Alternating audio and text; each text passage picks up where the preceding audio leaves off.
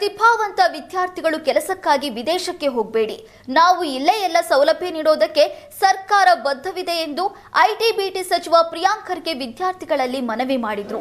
ರಾಮಯ್ಯ ಅನ್ವಯಿಕ ವಿಜ್ಞಾನ ವಿಶ್ವವಿದ್ಯಾಲಯ ಅಸೋಸಿಯೇಷನ್ ಆಫ್ ಇಂಡಿಯನ್ ಯೂನಿವರ್ಸಿಟಿ ಸಹಯೋಗದೊಂದಿಗೆ ಅನ್ವೇಷಣ ಎಂಬ ಕಾರ್ಯಕ್ರಮವನ್ನು ಆಯೋಜಿಸಲಾಗಿತ್ತು. ದಕ್ಷಿಣ ವಲಯದ ಸಂಶೋಧನಾ ಸಮ್ಮೇಳನ ಕಾರ್ಯಕ್ರಮ ಉದ್ಘಾಟಿಸಿ ಸಚಿವ ಪ್ರಿಯಾಂಕ್ ಖರ್ಗೆ ವಿದ್ಯಾರ್ಥಿಗಳನ್ನು ಉದ್ದೇಶಿಸಿ ಮಾತನಾಡಿದರು. ಕಾರ್ಯಕ್ರಮದಲ್ಲಿ ಭಾಗವಹಿಸಿದ್ದ ವೈದ್ಯಕೀಯ ಶಿಕ್ಷಣ ಸಚಿವ ಶರಣಪ್ರಕಾಶ್ ಪಾಟೀಲ್ ಮಾತನಾಡಿ ವಿದ್ಯಾರ್ಥಿಗಳಿಗೆ ಸಲಹೆ ನೀಡಿದರು.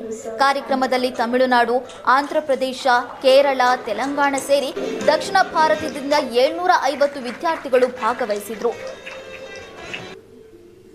ಇವತ್ತು ಈ ಅನ್ವೇಷಣ ಕಾರ್ಯಕ್ರಮ ಇಲ್ಲಿ ಎಂಟೈರ್ ಸದರ್ನ್ ಸ್ಟೇಟ್ಸ್ಗೆ ಇದೊಂದು ಪ್ಲ್ಯಾಟ್ಫಾರ್ಮ್ ಇದೆ. ಇದು Ramaiah institute has provided A platform for the innovation.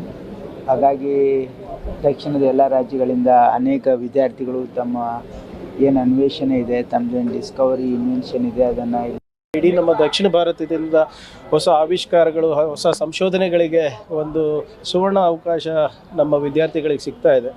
So ಇವತ್ತು ಎಲ್ಲ ಏನು ಈ ಸಂಶೋಧನೆಗಳನ್ನು ಒಂದು ಕಾಂಪಿಟೇಷನ್